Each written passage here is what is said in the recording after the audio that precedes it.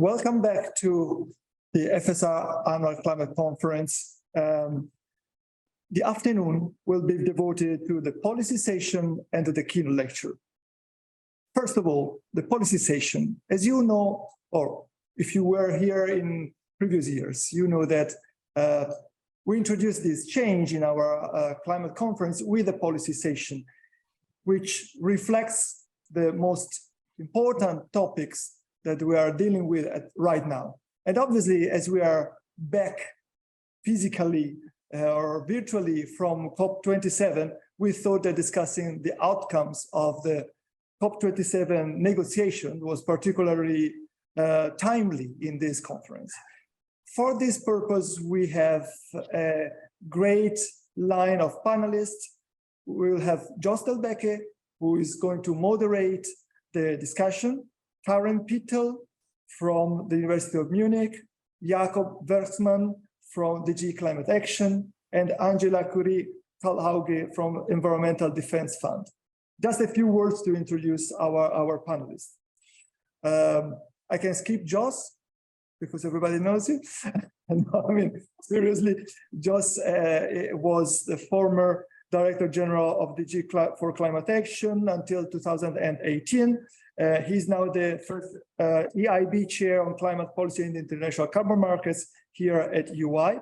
In his career, he has worked on setting the targets for 2020 and 2030 on the ETS and has been chief negotiator at the UNFCCC on the Kyoto Protocol and the Paris Agreement. Karen PITTEL is professor of economics at the University of Munich. She's director of the Center for Energy, Climate and Resources at the IFO Institute. She's co-chair of the German Advisory Council on Global Change and deputy chair of the Steering Committee on Science Platform on Climate Protection, and also member of the board of directors of the German Academies of Science project Energy System of the Future. Jakob WERKSMAN is a principal advisor to DG Climate since 2012. He's head of delegation for the EU to the Paris Agreement and the UNFCCC, where he has been, and he is working on the European Green Deal, European External Action Service in the relationship between EU and the major economies. Prior to joining the Commission, he provided legal and policy advice to developing countries, NGOs, and international institutions. And he has also experience at the university level, being a visiting professor at the Fletcher School of Law and Diplomacy, and as lecturer at New York University Law School, Georgetown, SOAS, the School of Oriental and African Studies, UCL in London, and so on and so forth. And finally, Angela is Executive Vice President for Impact at EDF, the Environmental Defense Fund. She joined EDF from the World Bank, where she was head of the Secretariat of the Carbon Pricing Leadership Coalition. And before that, she was at the Swedish Energy Agency for 14 years. She has also served as EU lead negotiator on adaptation and resilience issues under the UNFCCC, and she has long experience also at IRENA, at the Royal Institute of Technology in Sweden, and also in Zimbabwe and Kenya with civil society organizations on climate, energy, and development policy.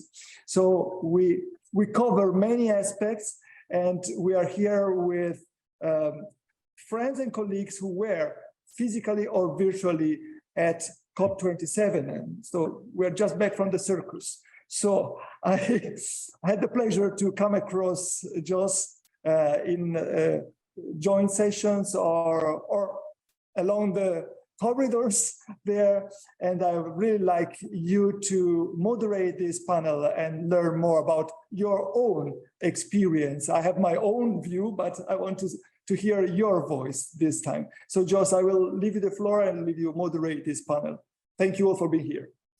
Thank you, Simone, and thank you to the panelists, to Jake, Karen, and Angela to join this afternoon. It will be my pleasure to organize a little bit of discussion, but you know, there is a little to organize because we have such a distinguished panel.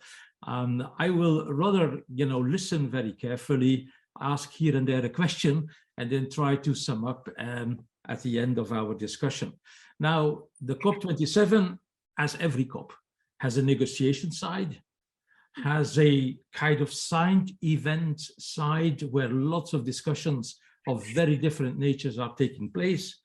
And there is also an implementation side where deals are done, where very practical arrangements are done. So on these three elements, I really would like to have more of the insights of Jake, Karen, and Angela, covering different perspectives. And in particular, Jake, just to start with you, you were deeply involved in the agenda that Frans Timmermans was sitting out, and when he arrived, he was shaking up things a little bit, one way and the other, and in the end, a loss and damage facility is the right term, I guess, was decided upon. So just to start with you, Jake, having your view, your insight, and your assessment of from where we came and where we are going towards next year's COP in Dubai would be very precious for us. So Jake, you have the microphone. Thanks a lot, Jos, and thanks Simone and colleagues for inviting me to join the event. I'm going to give a very EU perspective on what happened at COP27, naturally. Yes, I was there supporting my executive vice president, who always tries to shake things up a bit. It's certainly a process that needs some shaking. And in Sharm El Sheikh, there was a lot of shaking going on. Let me start by saying that I'm going to focus on the negotiating strand of what the COP delivered, because that's my main role in this process as head of the EU delegation. And to start by saying that there was a lot happening other than on the two main political themes that I'm going to strike in my overview of the COP. There were discussions happening on the design of carbon markets, on wrapping up the transparency framework. There were a lot of discussions on what the collective finance goal should look like in the post-2025 period after we've delivered on the $100 billion goal. So there was a lot that was part of the conversation, but the two main political issues as we approached the COP and as the COP concluded were really, on the one hand, mitigation. So how much more ambition can we extract from parties in terms of reducing their emissions under the Paris Agreement? And secondly, was the issue of loss and damage. The issue of mitigation was placed on the agenda in Glasgow. And as a result of the Glasgow Climate Pact, we knew that every year from now until 2030, essentially, parties had agreed to review their nationally determined contributions, their Paris Agreement targets, on an annual basis, and to do it with much more focus than they've been asked to do in the past, and in particular, focus on how their NDCs, their targets, should be aligned with 1.5 degrees, the more ambitious of the two temperature goals in the Paris Agreement, and with a pathway to net zero. That's what the Glasgow Climate Pact asked us to do. It also asked us to be more specific in terms of how we're going to be delivering on that ambition. So the Glasgow Climate Pact, for example, talks about the need to phase out fossil fuel subsidies, to phase down coal in particular, and to take a much more sectoral approach in terms of demonstrating how we're decarbonizing our economy.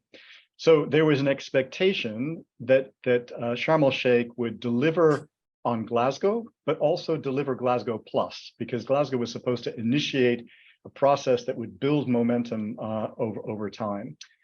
Where would that and how would that ambition be delivered? Well, first of all, it was supposed to be delivered by updated NDCs in time for Sharm El Sheikh. That happened in the sense that another 25 or so parties came forward with updated NDCs, but either the size of their economy was relatively small, or they were big economies with small changes. And as a result, the NDCs delivered by Sharm El Sheikh didn't really move the needle in terms of putting us on a pathway to 1.5. So by the time we reached Sharm El Sheikh, the real additional deliverables on mitigation ambition were going to be in the form of a mitigation work program. So a detailed process that would describe how it is that we would take the instructions from Glasgow and year on year create opportunities for countries to describe how they are being more ambitious. So it's a kind of a combination of an implementation agenda and a raising ambition agenda. And that mitigation work program was agreed in principle in Glasgow, but had to be now defined as part of the Sharm El Sheikh negotiations. The second place in which mitigation ambition was supposed to be delivered was in something that we now call the cover decision. And this, like the Glasgow Climate Pact, is an overarching decision that contains the main political messages of each COP that is largely in the hands of the COP presidency to design and deliver at the end of the COP. But there is now this expectation that in addition to the decisions that parties take, there will be this overall set of political messages in the form of the cover decision. So we knew we had to deliver that at the outset of Sharm. Loss and damage was a different story. In Glasgow, we didn't take any substantive decisions on loss and damage. We didn't add it to the agenda of that or future COPs. Instead, we decided to set up a dialogue. This is the Glasgow Dialogue that would help to focus for the first time on financing for loss and damage, and in particular, how the international community could help developing countries address the more permanent or long-lasting impacts of climate change. That was not on the agenda for the COP as we started the negotiations at the outset of Sharm, but it was added to the agenda with the agreement in support of the EU and the other developed countries, recognizing that the call from developing countries to act on loss and damage, and particularly to act on finance on loss and damage, have been joined by the international civil society, by the media, by domestic politics around the world, that we would have to deliver something on loss and damage on this COP, at this COP. And so we agreed to add that to the agenda. However, these two main political issues, how to raise mitigation ambition and how to address financing for loss and damage, failed to move forward in the politics of the COP for the first week and a half. In the context of mitigation ambition, it was clear that we were unable to develop the alliance of progressive countries that we've seen at other emerging COPs to really focus on building on Glasgow and producing that kind of Glasgow plus decision that reaffirmed Glasgow, but asked countries to do even more to raise their ambition. And part of the reason for that was because some of the EU's progressive allies, in particular the small island states, the least developed countries, were hesitant in joining us on pushing for more ambition on cutting emissions without seeing more support on their primary issue for this COP, which was addressing loss and damage and finance for loss and damage. So mitigation wasn't moving ahead. We saw a lot of the backtracking in the politics that we saw at the G20, with the major economies like China and India backing away from some of the language in Glasgow around fossil fuels. The oil-producing countries also trying to introduce language that would have softened some of the Glasgow messages.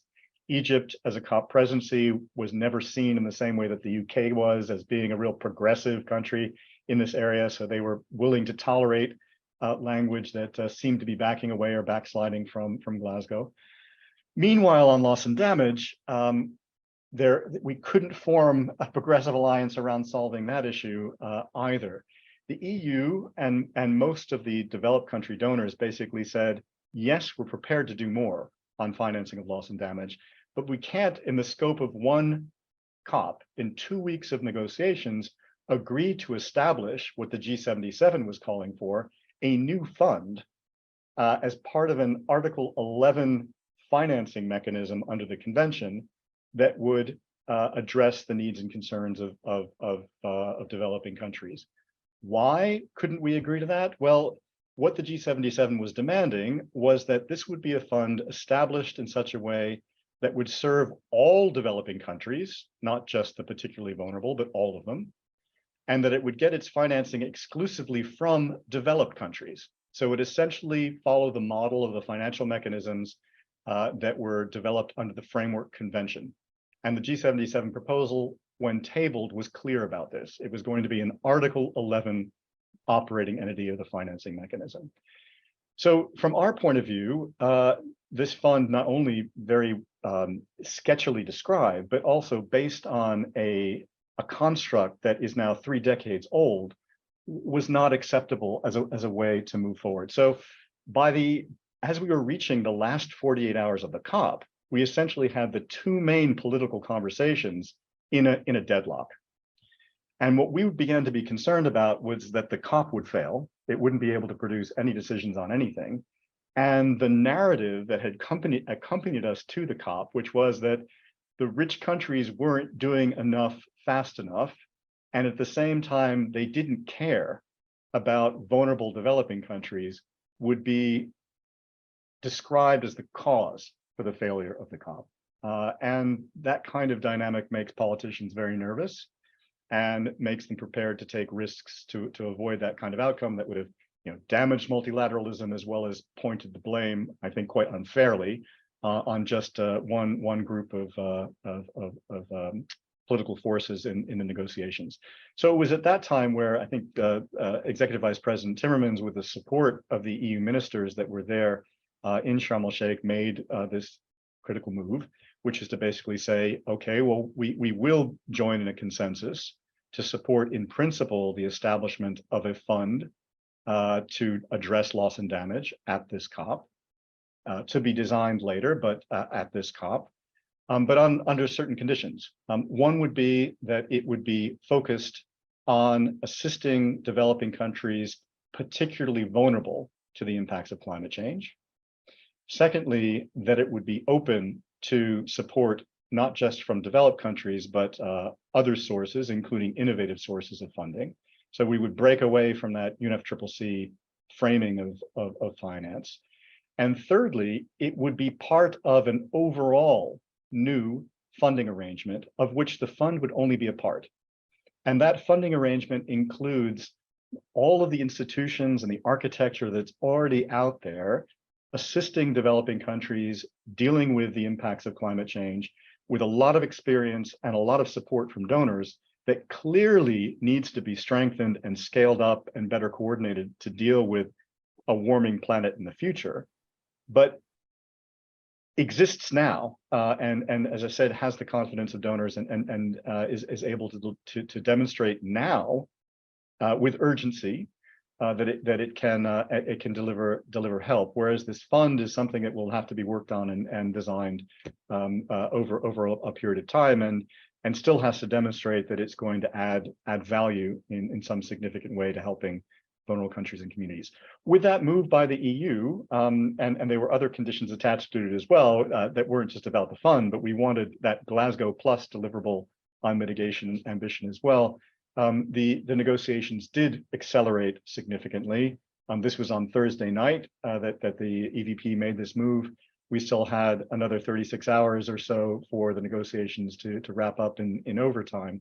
But in the subsequent hours that followed, we did manage to land a decent decision, I think, on both of those main political issues, with mitigation clearly endorsing Glasgow, keeping the key elements of Glasgow intact, putting together a mitigation work program that will help us to work on solving those issues between now and 2026, where the work program may continue onwards, but it's clearly an opportunity to focus on pre-2030 ambition with that strong, significant signals from Glasgow still intact.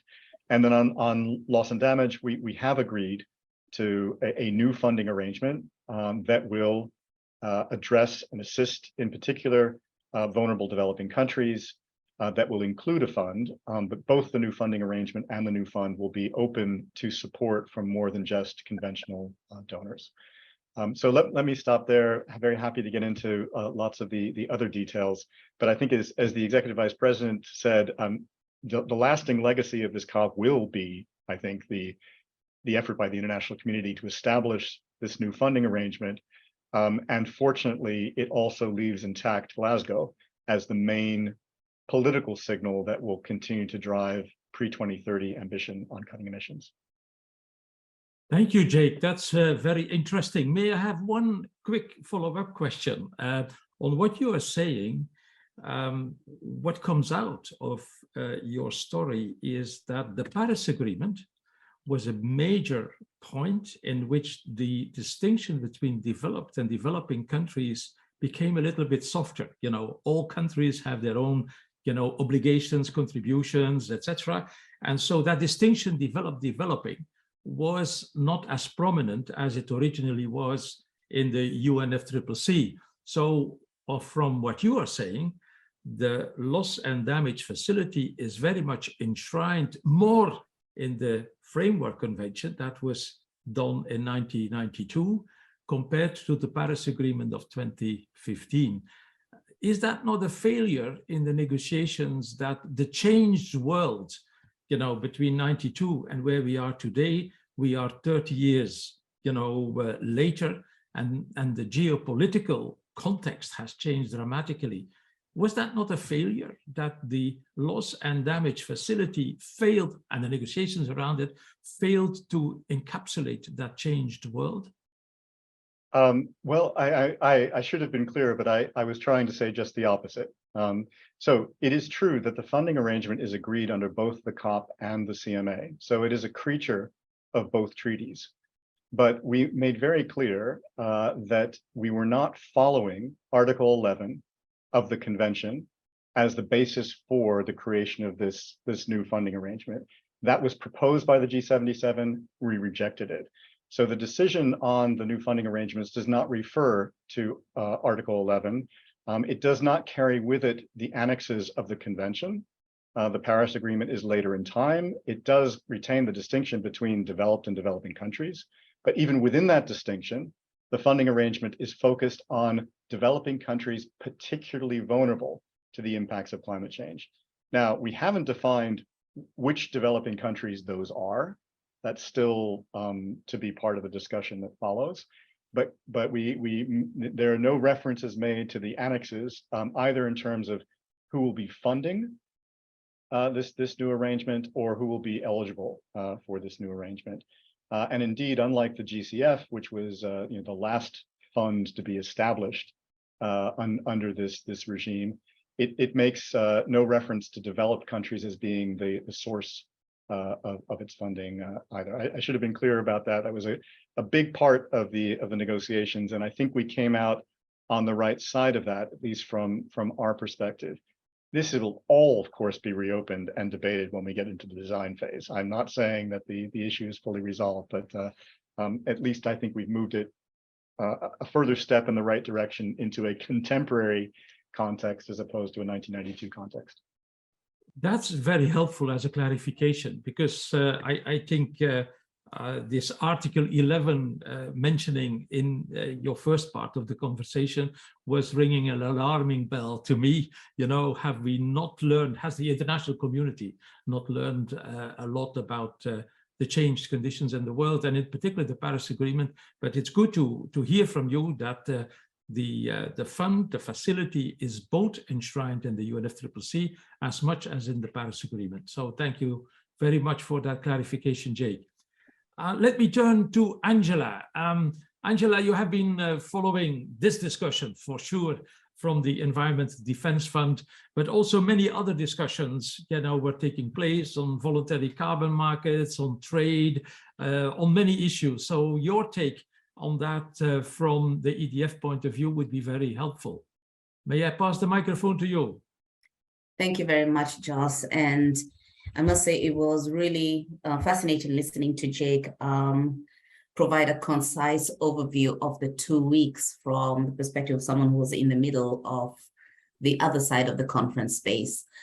I mean, as you said at the beginning, COPs these days are not just about the political process. It also brings together a wide range of stakeholders around at least what they've been trying to organize as the action agenda. But the climate fair, which it actually is turning out to be this time, I think was one of the largest that I have at least experienced.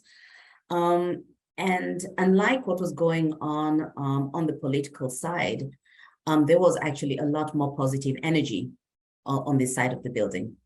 Mainly because we saw stakeholders from across the world, from different sectors, from different, should I say, communities of practice, bringing their views on the problems, the solutions, aligning on how to actually achieve those solutions, and also thinking in a much more integrated way than we've seen before. So, for example, we had quite a number of activity going on around addressing the food crisis, the intersection between climate, food, agriculture, energy, and really trying to think about what are those solutions that could be pursued on the ground, that address more than one problem, that really has climate change within its within sight, while at the same time dealing with immediate challenges. So what we saw happening there were a number of, should I say, initiatives being brought forward that I think this is where, and I'll speak a bit more about the disconnect with the policy process, that actually do hold some promise that that we are, starting to see action on climate change materialize in more sense. We saw, for example, on the Race to Zero, which involves about 550 financial institutions that manage about 150 trillion in assets, put forward almost 300 net zero plans. And this is big because it shows that there is a commitment within this sector. We saw through an initiative, for example, called the Africa Climate Risk Facility, where 85 insurers on the continent have committed to underwrite about 14 billion by 2030. We also saw foundations, philanthropics coming forward with significant resources. For example, the Gates Foundation committing about 1.4 billion towards smallholder farmers, helping them to start planning to address climate change. So some of these practical, should I say, initiatives that were launched there did hold quite a bit of hope. Looking into from where we were into what was happening and the outcomes of the COP, two things stand out that we find particularly encouraging. One is the inclusion of a reference to food systems within the decision. I think this was not in Glasgow, but it did make it into the cover decision, and also with an encouragement to countries to actually act in this context, which I think is significant given that agriculture represents close to 33% of global emissions, yet only about 3% of climate finance is invested in that sector. And for that reason, having this come through at this COP does recognize an area which, if we're able to have concerted action there, then we would be achieving quite a bit, not only from an adaptation and mitigation point of view, but also from a community resilience perspective. When it comes to markets, there was, of course, the discussions were very wonky. I think at one point they had over 65 pages of technical text that the negotiators were trying to work through. Clearly, this was not a COP that was meant to lead to big outcomes on markets, but to help clarify elements around different aspects of Article 6. So I think that's something we'll be looking at in more detail coming into the next year. But in the margins, as a complement to that, there were a number of announcements that are worth noting. One is the United States put forward a plan to develop what they're calling the Energy Transition Accelerator, where they presented the vision, which is how to leverage as much private capital towards energy transition in emerging economies to help them move from fossil fuels. Initially, the focus was very much around phasing out coal, but of course, in the conversation, if this is to be inclusive, it'll need to look beyond coal as well. What was interesting about this plan was that it was incomplete. I know a lot of people criticized it for being half-baked, but that was part of it, at least from our view, where the strength was, because it opens up for an inclusive way to develop something with partner countries in an equal-footed way to ensure that there's that joint ownership and accountability in how market mechanisms can be leveraged for this purpose. We also saw other initiatives being announced, like Switzerland, basically announced its first transaction on ETMOS with Ghana. We saw that China signaled that they may be opening their ETS to Article 6 credits. Singapore, AITA World Bank launched a Climate Action Data Trust. On the African perspective, an African Carbon Market Initiative, which really is looking at how the voluntary carbon market can be productive for the region, specifically looking at nature, but also the energy transition, as well as other more, should I say, bilateral, should I say, announcements from countries on how they can use some of these instruments. Two reflections on the loss and damage. on one hand, I was very happy not to be in the position that Jake and others were in, because that was really tough work, knowing how hard this issue has been over the years. I think it was a big step forward. And I think when we do talk about the outcomes, there's a tendency also among civil society and the media to focus only on the fund, which I think it would be unfortunate if that is all that people look at, because it would mean then we would see where the shortcomings are. It'll take time to stand up this fund. It'll take a long time to figure out where the money will come from, who's going to be eligible, etc., just as Jake said. But I think the interesting point here is what precedes that in the decision, which is the funding arrangements. Trying to help, it is giving us an opportunity to look and review existing institutions, not least the ones under the convention, to see how they could be made fit for purpose to also address aspects that will help limit loss and damage. Now, of course, the challenge that we have is there does not seem to be an agreed definition on what funding loss and damage is, what exactly that fund would be utilized towards. But I think there is a lot of, should I say, fodder for reflection that comes from what is happening through the non-state space, not only what the insurers are doing, but also what local communities are doing and what is actually happening within sectors to really deal with some of the extreme risk. The Bridgetown Initiative, which many spoke about coming into the COP, also touched on one issue, which is around increasing the fiscal space for countries. I think at one point there was mention of this in one of the earlier drafts of the decision, but wasn't pursued. And I think a missed opportunity there is looking beyond specific funds to also looking at the environment within which financing exists and how to unlock some of the barriers. And to some degree, I would think that was a missed opportunity to put a bit more attention to that element, because these are things that countries themselves could do, but countries could also do in a cooperative way, not least with regards to addressing issues around debt and especially in very vulnerable states. So from my perspective, this was not a COP that failed, but I think this was a COP that opened our eyes to where opportunities are.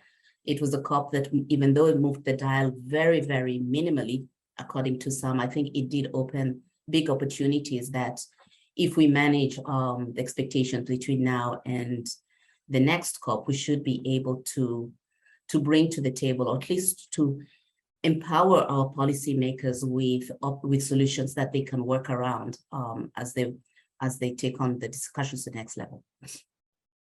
Thank you, Angela, and thank you for putting the emphasis on that other side of the COP, which is the implementation, because I think journalists and the press have a tendency to go overly concentrate on the negotiations, but the implementation side gets a little bit snowed under. At least that is what I observed in the European press.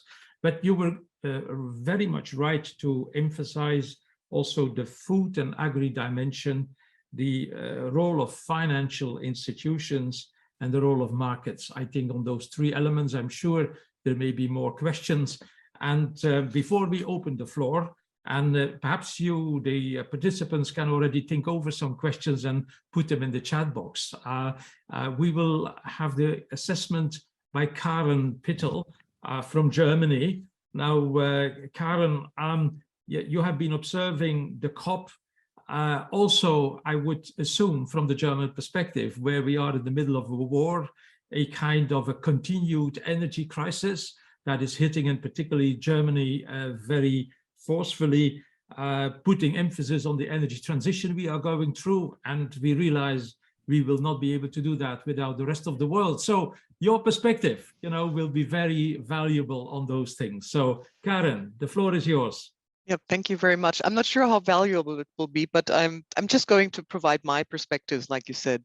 Unfortunately, because of all the happenings and all the things that were going on also in Germany at the time, I did not make it to the COP in the end. So to some extent, this is an outside perspective and is results from, on the one hand, of course, media, but also on the other hand, with discussions with colleagues and own observations. Now, let me also say something at the beginning. Last year, I was asked what grade I would give the Glasgow COP. Now, there was a lot of criticism afterwards, especially in the media. And I venture to say a 2, which is like the second best grade in the German system from 1 to 5. And people were kind of surprised. Now this year, I must say, I would have had a much harder time to actually really assign a grade, because on the one hand, there is what you would probably expect in normal times, and there is what you might expect in times like these. And at least I had the feeling that given the situation on the outset, we have a decline in multilateralism since Corona, and it's just going on now with the Russian crisis, let's put it like that. So Russians' war on Ukraine.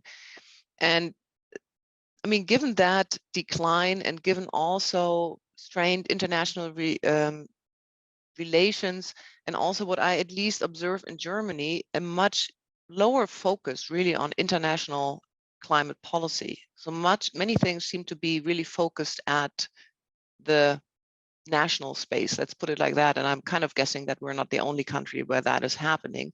So given all that, I was positively surprised by what happened at the COP, that there was a platform for discussions, there was a platform for debate and looking in the future, and that did actually happen. I was not so convinced that actually anything would come out of the COP.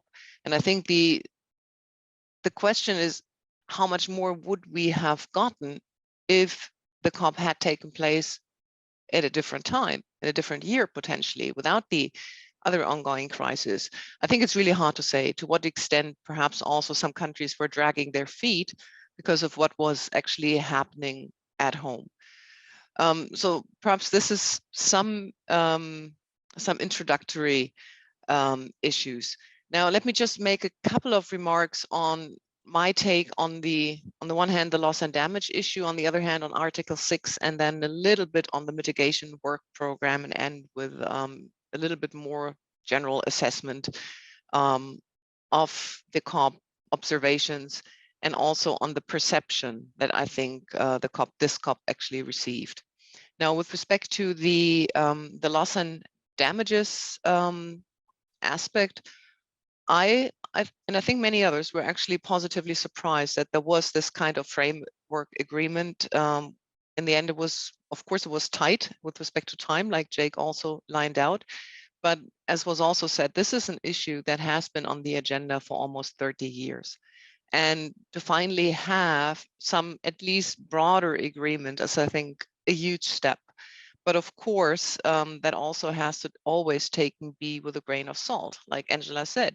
I mean, this is not going to be the end. This is just the beginning, and there's going to be many more stumbling stones also along the way to an agreement that will actually be at the level of concreteness with respect to financing, with respect to how many funds will actually be additionally available, even in remaining institutions, for loss and damages. What are loss and damages actually? So what is going to be financed? I mean, there is, of course, already some wording on that, but there's still a lot of uncertainty surrounding that. So I'm pretty sure there's going to be a lot of more frustrations to come, but of course that is kind of part of the process that we have always seen with the COPs, and it's always a much slower progress than everybody would, I think, be happy with. But that is, like I said, this is what was to be expected. Now, to me, it's a good thing that we actually got we got everybody to sign the final agreement, but I'm still not quite sure to which extent it will actually be possible to get all the relevant, including China, including the oil producers, on board in order to finance the new mechanism. Might it be in the existing institutions, or might it be in the new fund?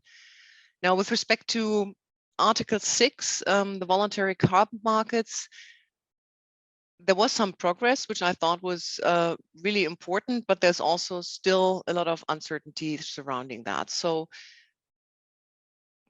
it would be important, in my view, to actually get these markets really more dynamic and get more certainty into them, in the sense that it is clear what, for example, is the baseline, how additionality is going to be assured, And in that respect, it's still very vague. And of course, if you are an investor actually wanting to invest in these voluntary carbon markets, and you're not sure about the recognition in the end, and I'm very sure that the labeling of whether it adheres to the flexibility process of the UN of the UNFCCC or not will even matter to those who just have these voluntary goals. So it's not just for the kind of official carbon markets where I can actually make use of the flexibility, but also for the rest of the carbon markets for the voluntary part.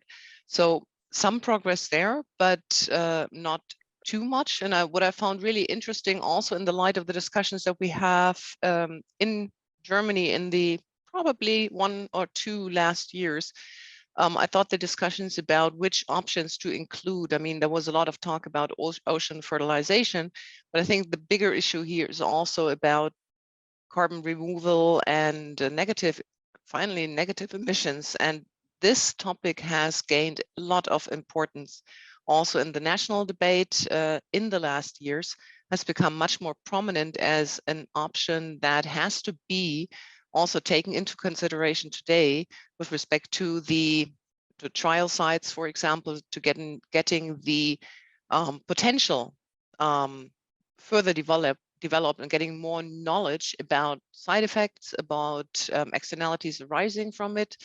And so I think this discussion that we had on article 6.4 is really important in that context.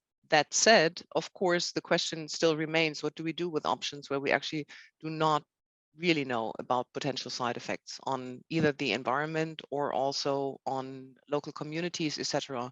And I think it would be really valuable if we could find a solution here that would not necessarily immediately admit it to the general process, but would actually kind of provide a trial phase in which certain projects could be financed under that. So I'm not sure whether that would actually be an option within this type of framework, but having an international platform for that would be really helpful. Now, with respect to the mitigation work program, I mean, I was not surprised that there didn't seem to be too much progress actually made in this context. Also, given the overall political situation where you have the feeling that there's a general reluctance in actually tightening mitigation, not necessarily mitigation goals, but actually the implementation of these mitigation goals. At least speaking from the perspective of Germany, where we just had the decision to actually postpone the increase in carbon pricing for a year because of the fossil fuel crisis, there seems to be a kind of political reluctance to actually address the issues that what we are doing is not enough, and there might be, and there will be, additional costs also arising from tightening up the mitigation goals. So I was not really surprised because, I mean, the mitigation work program is at least perceived to especially address high-income countries, that there was not that much progress made as might have been hoped either before the COP or even during the negotiations that took place before actually Sharm El Sheikh happened. Then perhaps let me finish with some more general types of observations. So altogether, like I said, I think there was important things decided, especially in the loss and damage area. But of course, the bar with which I am looking at the COP was pretty low because I did not expect very much. And I think in the end, it will be seen, as we have heard a couple of times already, as a more transitionary COP. So it is somewhere like it's after Glasgow, specifying things that were, or initiating things that were launched in Glasgow. But I don't think it will be one that will remain in the conscience of many people for a long time. I mean, fault lines that came actually up were to be expected, so there's not really a surprise there. And I think it should not be treated differently. I mean, you can't expect certain things to happen overnight. And I mean, many things are deferred to 2023, so I'm a little skeptical of whether actually 23 will live up to what 22 left as a legacy. Now, with respect to, some last words with respect to the perception. I mean, what I had as a perception was that the expectations, at least in this country and probably also in the rest of Europe, going into the COP were not really high. And it was also a COP that was not really perceived very much in the public. If I compare it to Glasgow or other conferences, there was a lot of reporting in the media. There was a lot of reporting on the progress or non-progress.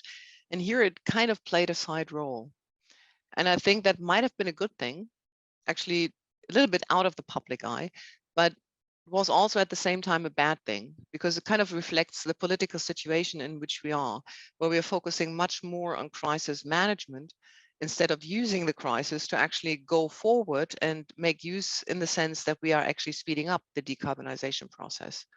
And this is even in negotiations at home about current policies, it's a really difficult topic to even address.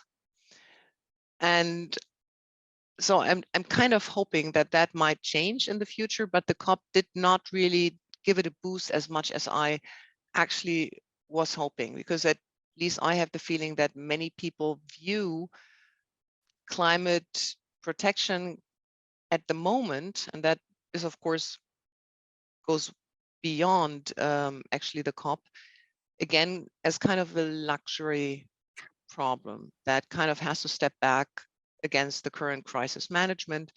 And of course, given that mindset, we're really running the risk of locking in much more emissions at the moment that we were hoping like a year ago.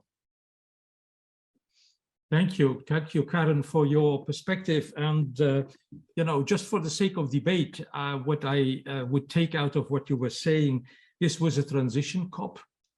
But knowing what has been decided in Paris and in Glasgow, is that wrong that we now and then have a transition COP? And should we not be on our guard to load up the expectations again for next year's COP? Because that's what we are doing. We say, well, this COP was not good enough, but next year it will be much better. And so we are already, you know, piling up the expectations for a geopolitical context that indeed may not have changed that much next year this time. We hope it will. We hope the war will have come to an end and all the rest of it. But, you know, the energy crisis is not going to be over, even if the war stops tomorrow. Now, the other thing, also for the sake of debate, and that's for all of us, I would like to draw in the comments on mitigation. Okay, it was not very revealing or very helpful what was agreed on mitigation. But hang on, in Paris, we agreed to a 5-year cycle.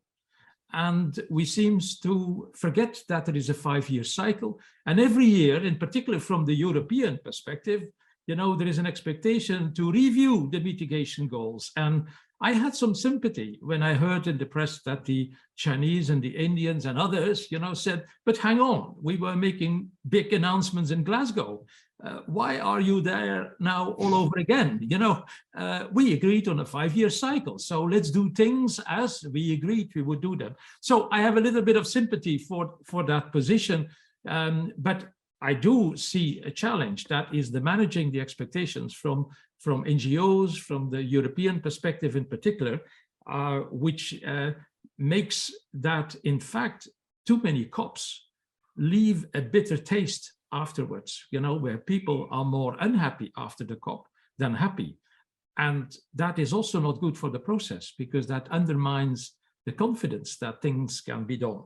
So eager to have your views on that, but I see in the chat box there are 2 questions, and in particular to Jake, 2 things. Frans Timmermans was announcing for Europe 57%, you know, real emission reductions compared to the 55% that is put in the climate law. Could you elaborate a bit on that, Jake? And also on the, you know, loss and damage fund, there was the idea raised in the chat box whether a criterion such as GDP per capita could not be used. Those above, those who are rich, compared to those who are less rich, irrespective of the grouping they are belonging to, because let's face it, in Singapore or Saudi Arabia or many other countries, people are much wealthier than even many of the developed countries. So GDP per capita, could that be a criterion? But, all three could come in on that. But me start with you, Jake, as those two questions were clearly addressed to you, but also on the comments I made and what you heard from others. I will come back to Angela and Karen in a minute. So, Jake, you have the floor. Well, thanks, Jos, and thanks for the questions. I mean, I think that the EU is probably more politically susceptible to the aspect of Glasgow that requests more frequent review of ambition than other countries might be. I mean, as you know, Jos, in a European climate law, we built in the 5-year ambition cycle as well. So there wasn't a formal legal expectation that the EU would review its at least 55% target. But the coincidence of our having to deal with first the COVID recovery, then the crisis caused by Russia's illegal invasion, at the same time that we were developing the details of the implementing legislation for the Fit for 55, does seem to be leaving us with a clearer margin of ambition beyond 55, which we can now calculate with more confidence. And the additional 2% is what is kind of floating in the air. I don't think that the full analysis of the modeling has been done yet, but certainly we will be doing more than 55. That does leave open the question as to what does the EU do with that additional 2% if it's 2%. And there are a couple of options there. One, you can use it as a communication tool to show that the EU is being more ambitious. We said at least 55. It looks like we're on the track now to 57. And that's certainly something that the executive vice president felt confident enough to do already in Sharm El Sheikh, to show that the EU is in fact not backtracking as we've been accused, but in fact becoming more ambitious as a result of the various crises that we've been dealing with. You could also use that additional 2% as a way of updating the information that accompanies your NDC. Every party comes forward with a headline target. That for us, that's 55, at least 55. But then there's a whole set of policies that describe how it is that you're going to get there. And we have to update that as the EU. Our existing information dates back to the at least 40% target. So that's definitely something we'll be doing. Then the third thing that you can do is actually change the target. You can go from 55 as registered in the Paris Agreement as an NDC to 57. That's a decision that European politicians, policymakers, ministers, maybe even leaders will have to engage in once the Fit for 55 package is complete. So in terms of a formal confirmation, I think we'll have the numbers once the package is complete, but in terms of what we do next with it, that will be sometime later as we debate the consequences of the policy package that we will have agreed. I mean, there are two elements of the loss and damage question in terms of which countries are expected to do what or to receive what. To do what is the question of where's the funding going to come from. I mean, that will definitely be part of the debate and the design of the fund. I think it's very unlikely that we will see that debate ending in a formal redefinition of who is a developed country and who is a developing country. I think that it will not end up with some kind of calculation that's been suggested by one of the participants that we agree a formula in terms of that expectation. But I think we will see more and more countries with the ability to pay, demonstrating their willingness to pay. And that's what this new funding arrangement, as opposed to the fund, makes it much easier for countries to do. So if part of that arrangement is a reform of the multilateral development banks, well, China and other emerging economies are powerful shareholders in those banks. They can help those banks move towards the kind of reform necessary to enable them to raise more money and to provide it on terms that are more favorable to vulnerable countries experiencing fiscal crises of the kinds that Angela described that are exacerbated by climate change impacts. Similarly, the World Food Program is currently, it's a 10 billion euro a year operation at the moment. China and India are contributors to the World Food Program, and they could be part of a decision to increase its budget to deal with et cetera, et cetera. And there are bilateral South-South cooperation channels as well that India and China are proud to be contributing to and could be escalated up. So I think that's where you will see the movement, is not so much in the fund, an explicit aspect of the fund design, but more in this broader funding arrangement. We still will be pushing for this fund to have a clear mandate to be able to raise resources beyond the conventional donor base. And so even by preserving the language that's in the decision now, in the instrument of the new fund, we'll leave that window open for parties other than the EU and the other traditional donors to contribute to. I'll stop there. There's lots of other things that people had said that I wanted to respond to, but I don't want to take all that up all the time. Well, Jake, perhaps one follow-up question on these mechanisms to fund the loss and damage facility. Did the EU not propose aviation and international maritime activities to fund that facility? Was that one of the ideas you would like to work further on? Definitely. That's the question of what we call innovative sources. So moving beyond what governments provide out of their direct budgetary contributions to looking at new taxes that might be agreed, whether it's in the context of ICAO for aviation or IMO for maritime shipping, or it's schemes that countries can opt into. There's currently an airline passenger tax system that funds global public health that countries opt into. So they put in place the tax nationally, and then they earmark the tax to contribute to those funds. All of those are absolutely fair game. The ideas around SDRs as a possible means for helping governments to raise more money through borrowing and extended credit lines is another idea. All of those need to be explored. And as a result of the politics of the COP, you might have noticed that President Macron of France and Prime Minister Motley have agreed to lead an initiative that could explore innovative approaches to financing, including the Bridgetown initiative that Angela mentioned, which is focused on getting debt relief on better terms to vulnerable countries. Very interesting. I think that's a promising way of looking at things, which circumvents the new classification of countries. That is always a very difficult ball game. Thanks, Jake, for that. I see Karen has her hand up. Karen. Yeah, just coming back to the question that you asked, and that was kind of also aimed at me, I guess, regarding the transitional nature of this COP.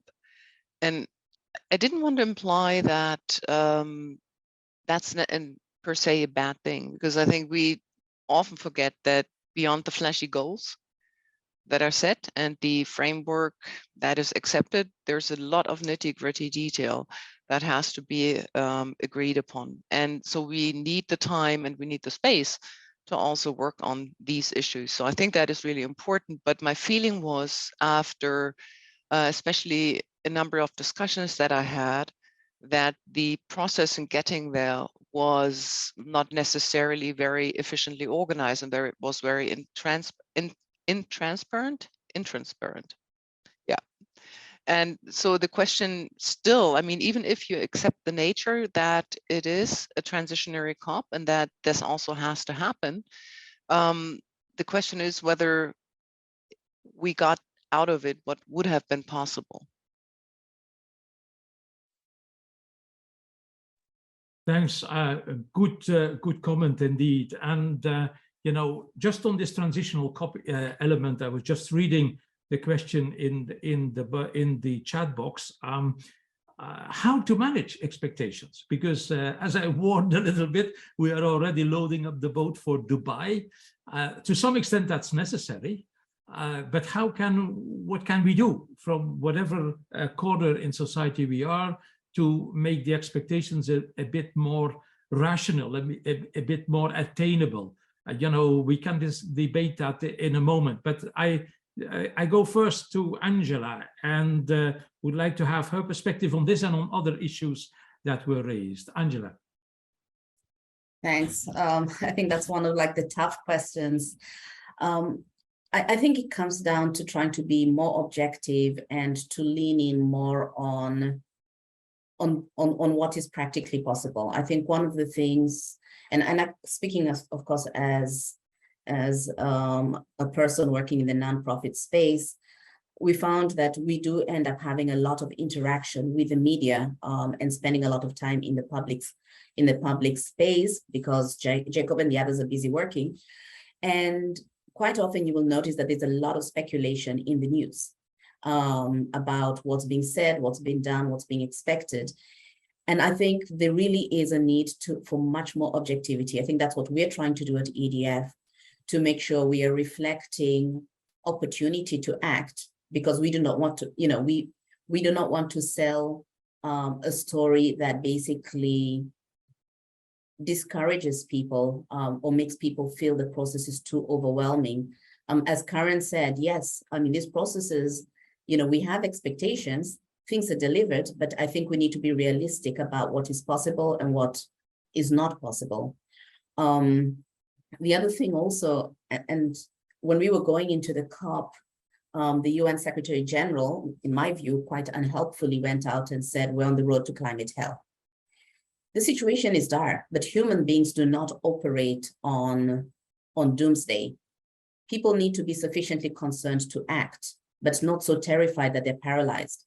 And part of that relates to then how we sell the message, how we sell the opportunity, how we show what is really happening. So a lot more objectivity from civil society in terms of helping the process move forward, because it becomes very difficult, especially for the negotiators, to constantly be trying to push back on misinformation while trying to do some meaningful work. So that's what I would say is important for us to be doing starting now, so that when we get to the next COP or the one after that, we're a bit more realistic about what is possible, what is not possible, and where can we maximize the gains without necessarily raising the bar to a point that is unrealistic and therefore turning people off climate action. Thank you, Angela. That's a good point. And I also would agree with you that, I was also raising my eyebrows when I heard the UN Secretary General talking about the road to hell. Is that really broadening the base and the support that the process needs? And is it not putting off people? And I think that's a good question to be debated. But spinning off on that, I have a question to Jake, because Frans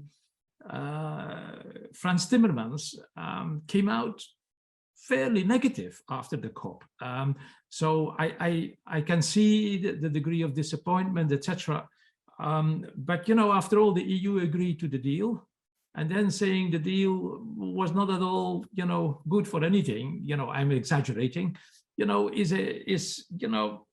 is a question feeding the negative assessment that people may have of the climate process. So just to take that up, because that's part of managing the expectations, because every time, I observe expectations are terribly high, then there is a sense of disappointment, and then we have to channel that disappointment to something productive. And so, Jake, that would be a question to you. And I see in the chat box, there is also a question to you, Jake. Is the EU going to have a seat in the loss and damage facility once it is operational, I assume? But I see Adrian and Simone having their hand up. So, Jake, if you store those two questions, the managing of the assessment of the results, and also on the seat in the board. But I first take the questions by Adrian and then Simone. Adrian, go ahead. Thank you, Jos. So first, I want to say that I was positively surprised by the outcome of the COP, because in general, I'm very ashamed of what my my country or the European Union or Western countries in general do and behave in these negotiations. For 30 years, they've always tried not to pay anything to low-income countries and to protect their interests, although climate justice would say that the high-income countries, those that have emitted in the past, should pay for low-income countries. And now we're starting to see that perhaps after 30 years of demands from low-income countries, we're moving into that direction. So my questions are to Jakob WERKSMAN. First is it true that that the EU is moving towards climate justice and ready to contribute more to the global public good, to transfer money to low-income countries? And the second is, are there discussions at the COP with the formula, a simple rule that we say instead of having two different types of country, just use an indicator like the GDP per capita and say that the higher the GDP per capita, the higher the contribution, the lower the GDP per capita, the higher the transfer received. Thank you. Thank you, Adrian. Simone?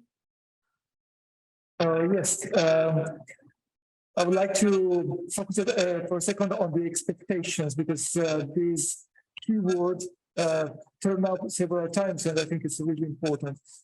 One question, I think I can address it to Angela maybe, but to any panelist, concerns what is possible, because I like the approach, let's say in terms of realism and pragmatism that you all are suggesting, but then the question is, what is really possible in terms of increasing temperature? What can we expect? Because 1.5, I'm not sure it's really possible if we keep postponing some decisions. So I would like to know your opinion about this. And my second question is related to the location, the choice of where to have the COP, which I think is really important because it sets the agenda and also affects the expectations. So on the one hand, I understand our attempt to involve these countries and to have them on board. On the other hand, I wonder, and I ask you, whether this is diluting ambition and is creating somehow also negative expectations on the actual outcome of future COPs. Thank you. Thank you, Simone. I turn to Jake and then to Angela. Thanks, Jos. I mean, in terms of expectations beforehand and expressions of disappointment afterwards, I think that the main message was and continues to be is that we can't be complacent. And there is no doubt that coming away from Sharm, you can only be disappointed with regard to mitigation ambition. And that's not so much in terms of what happened at the COP itself, but it's that despite the signals that were set in Glasgow, none of the major economies undertook a significant revision of their NDC, even to reflect the policies that they currently have in place. And we were expecting both India and China to be willing to update their NDCs to reflect their existing domestic policies, just to give a sense of momentum and to allow us to, see that we're working together to close the mitigation gap, and neither did so. And so you can't come out of a COP like that and simply say, we were happy with it as a result. I think the other key thing, and this goes to the point about the COP being described as transitional, the real transition that we need to guard against is a shift in focus in UAE and at COP28 to the post-2030 period. There will be a temptation to do that because the GST is largely designed as part of that 5-year ambition cycle to create the political momentum for the next round of NDCs, focusing on post-2030 commitments. And we can't allow that transition to happen in focus. We have to continue to acknowledge, as we said in Glasgow, that this is the critical decade. We have to keep the pressure on parties to do everything that they can to raise ambition now, and not simply begin to focus on what is always easy for politicians, which is to look towards the more distant future. I also wanted to make a point about in response to the question, what can we do? What can civil society, academia, parties to do to manage expectations of the COPs? Well, I think there's more that we can do to actually raise expectations, not so much about what COPs deliver in terms of decisions, but in terms of the political momentum that a COP can create in order to force system change elsewhere. And I think what we're seeing from decision to COP is more of an effort to signal where the change needs to happen outside of our process. So for the first time, going back to the point about MDBs, we see an indication that the next annual spring meeting of the international financial institutions has to focus on delivering solutions on loss and damage. There's also an invitation to the Secretary General to do more work on innovative sources of funding. And I think that those are the hardest things for our process to deliver, but we're just beginning to flex our muscles in terms of saying, okay, 40,000 people came to this COP representing every powerful institution on this planet. Our expectations are now about what you are going to do, not just what we're going to do through our negotiations, but what you are going to do. And that's the harder thing. And what disappointed me going into the conversations about loss and damage at this COP was that every civil society and academic that I spoke to said, well, you need to establish a new fund. That's the solution. It was the simplest thing, but it was also probably the least effective thing that they could have recommended us to do. And so all of civil society and academia actually has to focus on the hard things, not on the easy things like setting up another fund, but on the hard things, this kind of system changes that we need to affect. And one last point on that, and a little known or observed outcome from the COP so far is that we've actually for the first time set up a dialogue focused specifically on Article 2.1c of the Paris Agreement, which is the challenge of how you shift overall financial flows to Paris alignment. So not just what the donors are going to do, not just what the MDBs are going to do, but what the private sector is going to do, what South-South flows are going to be doing, and most importantly, what domestic budgets are going to be doing about mainstreaming climate and focusing on climate in the North and in the South. And I think that if civil society and academia could focus on that challenge, again, a very hard challenge, that would be really, really helpful as well. The question about whether the EU is prepared to transfer more resources to developing countries as a result of our historical responsibilities for emissions, I think the answer to that question is yes, we're raising the political will to do that. To me, it's not about compensation or reparations. It is about solidarity, it's about assistance, and it's about making sure that money is well spent. Because if we simply agreed to transfer billions or trillions of completely unaccountable resources from our taxpayers to the budgets of other countries, that probably wouldn't help anyone in any significant way. So climate justice is about accountability for the way this money is raised, but also it's about accountability about the way in which the money is spent as well. Thanks, Jake, for this very nuanced way of presenting things. Now coming back on the assessment of the outcome and the managing of the expectations, nevertheless, I think just to pick up the point that Karen was making at the outset is that, the emissions in Europe have gone up in the last year with 5%. So hammering on others to increase their ambition for the coming decade was a bit of a weak starting point for the EU to come out on, and that's perhaps why Vice President Timmermans came out and saying, no, we are not weakening, we are in fact on the 57, but the brutal reality is 57 is by 2030. Our emissions last year were up with 5% for the reasons that Karen was indicating, the war in Ukraine and all the rest of it, so it's dreadful, to be in that situation. But the brutal reality is our emissions went up after, I think, almost 2 decades of systematic decline of emissions. Moving the microphone to Angela. You wanted to come in, and also the questions that were on the table. There is one additional question that came. The question was about economic growth. Is that not undermining our future ambition levels if we strive for continued economic growth? But Angela, the floor is yours.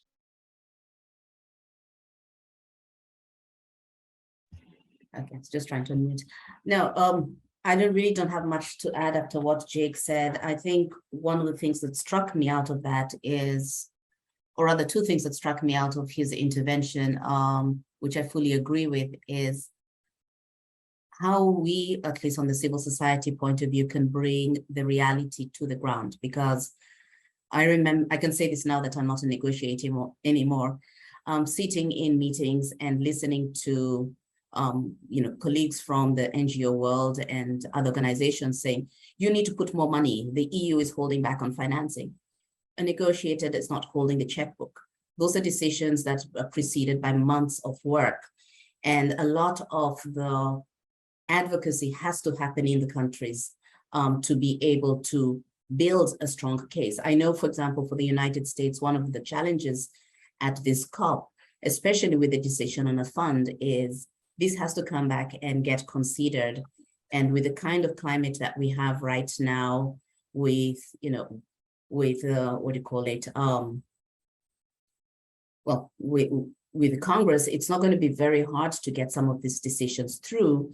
And therefore, bringing that reality to understand where those limitations could be, but to innovate in the space where we can actually do more. And a lot of what Jake has raised around the bigger space out there that is not a new fund or new work program or set of workshops in the UNFCCC is where we really need to bring the attention, and bringing that attention so that the signals the policymakers then put in the decisions resonate with what we could be actually pushing on a daily basis, because the COPs are not where the switch gets turned on and off.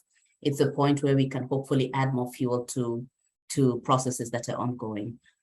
So I think that's, I agree with you about raising expectations, but raising them at the right place and in the right context. Because going into a COP that says, if a fund is not agreed, this is a failure, is actually a very, very wrong position to start from, at least for us who are on the observer side. Thanks, Angela. There is still one question. Simone asked the question, does it matter which country organizes the COP? Can I shift the floor to you, Karen? But the spontaneous thing that I would address is, yes, in order to avoid that we are too much in a Eurocentric kind of perception of the problem. So, and that is where, I had the feeling in Egypt, they were putting in the loss and damage perspective, the African perspective, etc. If all meetings were to be held in Bonn, we would lose that perspective, I'm afraid. And I see Karen nodding. Karen, you have the microphone. No, I agree completely. I do think it matters where a COP is and how it is organized, but I still think it is extremely important that it shifts from continent to continent, from country to country, such that everybody who's involved in the efforts to ultimately curb climate change also gets the opportunity to host a meeting. One can discuss about how the support might look like, and I can't really look behind these scenes in that sense, and how, for example, these cover decision processes should be organized. But I do think it's really important that even if we are perhaps not that happy, that we shift the COP from country to country. But perhaps also let me pick up another thing that Simone said, and like looking at the COPs and will we ever get to 1.5? I think many people are of the opinion that we will overshoot. But I also think that the COP provides pressure, the COP provides a global forum, and hopefully at some point a framework for financing, but the ultimate decision on whether we actually get to climate neutrality and get to the 1.5, in my belief, is made in the individual countries, is made in the EU, is made in the US. Basically picking up the initiative from the COP and then having to put it into concrete policies, that still happens basically bottom up. And so I am convinced that the COP is important, but I don't think that the COP is decisive for whether we get to the 1.5 or 2.0 or whatever. And then regarding the growth question, I'm assuming that points to developed countries. I mean, this discussion about developing countries and growth, I don't think we have to, I mean, that's kind of a non-question, a non-starter, obviously. But what about the developed countries? I have the feeling that this, I'm sorry, damn growth question is kind of distracting us from so many other issues. Like, can we switch off growth? Can we switch it on? And might we have 2 or 1.5 or minus 1.5? I think the important thing is really that we get the framework right. And then we might grow or we might not grow. And that might sound really simple, but the growth question is kind of seen as the ultimate decision, and that can be taken really by individuals, and is not the outcome of the framework in which you're operating your economy, but it's by, on the one hand, the growth skeptics, but also by those who say we can outgrow everything, environmental problems or whatever. I think this focus on growth is really unhealthy on the side of those who want growth and the focus on the side who don't want growth. And that's, like I said, that's talking specifically about high income countries. Thank you, Karen. And I would agree. It's a very Eurocentric kind of argument because, you know, we are struggling to have an economic growth of 2 or 3 or 4%. We would do everything to have that, which is very moderate if you compare that to the growth rates that China had, you know, close to 10% over the last decade on several years. But they were leveraging a lot of people out of poverty. You know, a problem that we no longer have. You know, millions of people were tilted from a situation of, you know, the Middle Ages to an industrial or post-industrial society. So I think we also have to pay attention to that element and not to approach the climate problem in a too Eurocentric manner.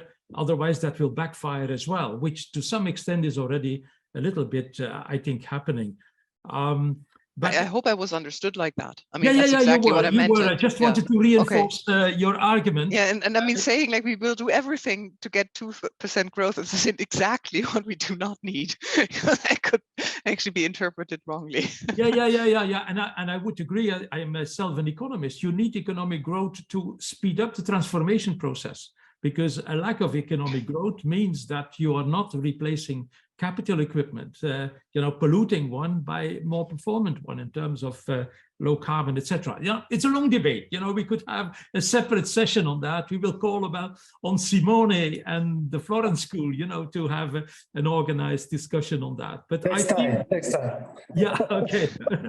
But I feel that we have exhausted to some extent the questions that were coming towards us. You know, if I try to summarize what we have been saying, you know, I take it that we all agree this was not the best COP. To put it euphemistically, it was a transition COP.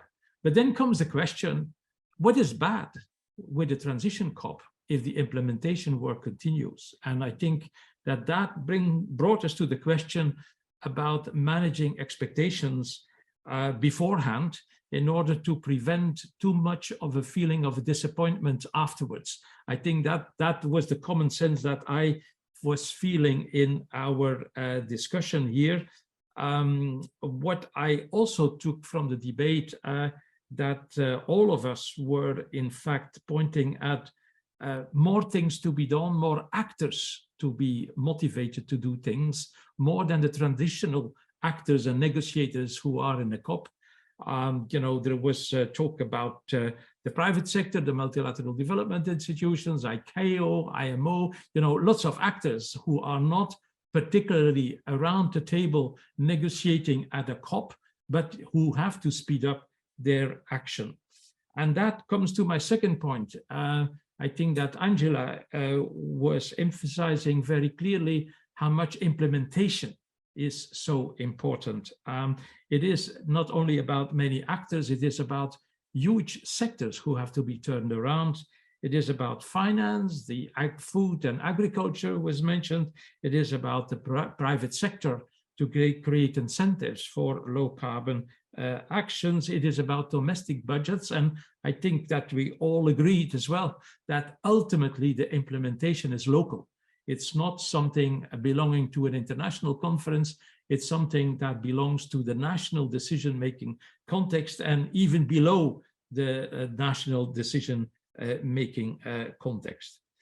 And then the third thing I think we were all agreeing on, in particular, thanks to Jake, on the elaborated discussion on loss and damage, where, you know, we feel double-hearted.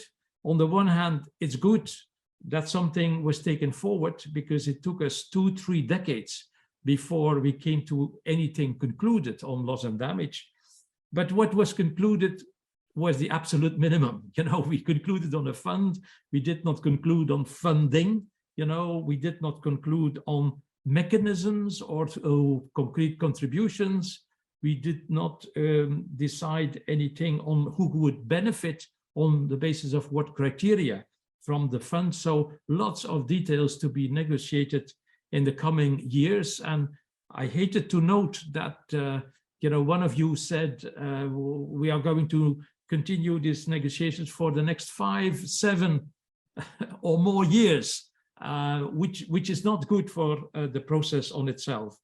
But what I picked up as well is that the orientation that in particular Jake brought in to concentrate not so much on donors, but on mechanisms and on other actors like aviation, maritime, SDRs, the multilateral financial system. I think that's a very useful orientation to make.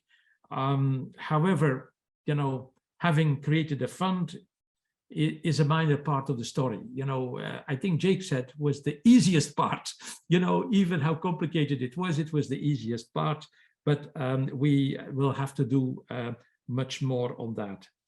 And then the final side comment I noted is that on mitigation, you know, we are a bit unhappy that not much progress was made. This is the defining decade. We all agree on that. But at the same time, we were suffering a little bit of the success of Glasgow. You know, major countries like China, like India, like Saudi Arabia, others were pushed forward to come forward with a clear objective, a clear timeline about how they go for net zero. And now they had a little bit of feeling, there is Europe again. You know, we just did what we had to do, and we had to, you know, take the next step. That was clearly seeing a little bit too fast. Now, on many of the questions, I think we had good and very useful replies.